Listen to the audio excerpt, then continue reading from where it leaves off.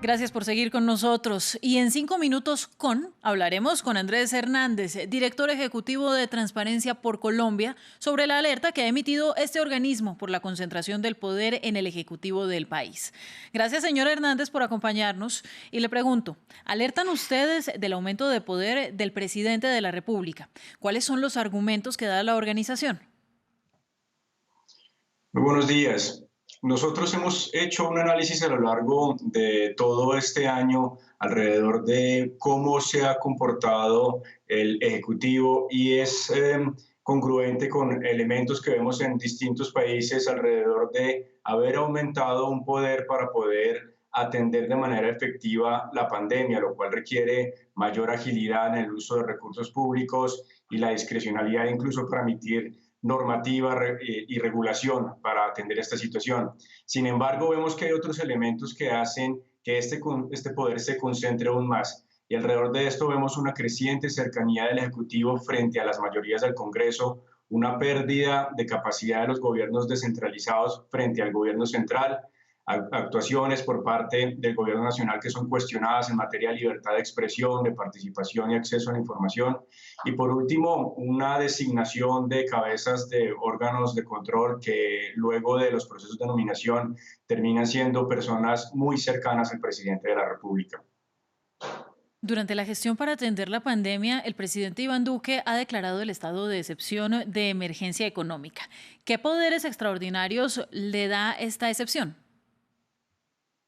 Esa excepción en el marco de nuestra Constitución lo que le permite al Ejecutivo es, por un lado, poder emitir regulación que sea necesaria para atender una emergencia de cualquier tipo. En este caso hablamos de la pandemia por COVID-19, sin tener que pasar por el Congreso de la República. Es decir, de alguna manera se salta uno de los poderes públicos distintos al Poder Ejecutivo.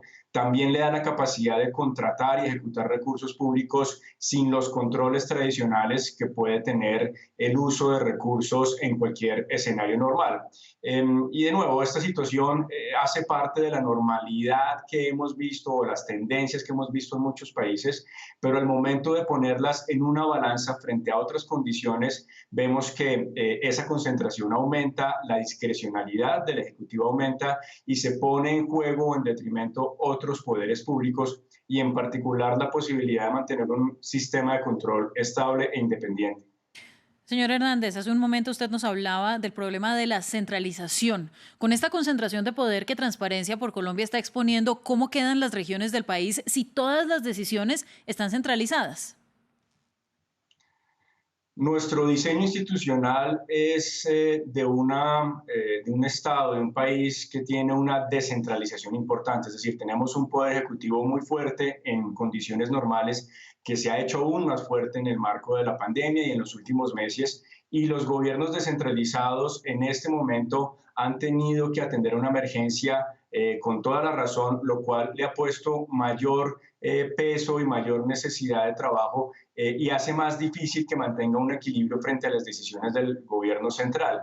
En general, en Colombia, los gobiernos descentralizados siguen manteniendo capacidad de contratación, de acción, pero en este contexto que nosotros estamos planteando, algunas de las tendencias que han habido durante los últimos años se hacen aún más evidentes. Un gobierno descentralizado con menos capacidad, con mayor demanda de atención a emergencias, con una representación política en las decisiones del gobierno central relativamente débil y la necesidad de atender una situación que ha hecho que en buena medida su planeación para los próximos 4 años, como lo tenemos en nuestro marco legal colombiano, haya quedado trastocada. Y de nuevo, en el marco de estas difíciles condiciones, mantener un equilibrio con el gobierno central se vuelve bastante complejo. Las denuncias que llevan a toda esta exposición que usted hace son la elección de personas cercanas al gobierno en cargos en Fiscalía y Procuraduría, que son cargos que deberían ejercer control sobre el Ejecutivo. Entonces, ¿cómo afecta esto la independencia en términos prácticos?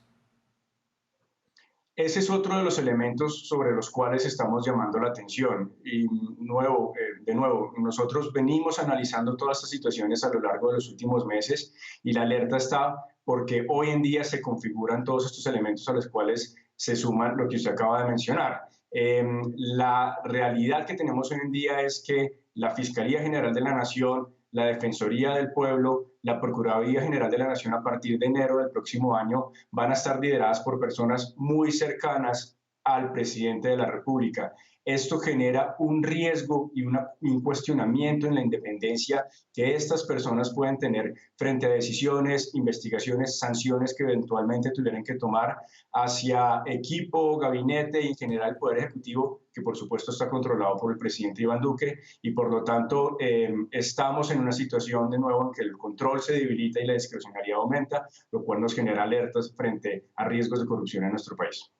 Muchas gracias a usted por las explicaciones y a nuestros televidentes. Continúen con nosotros en France 24.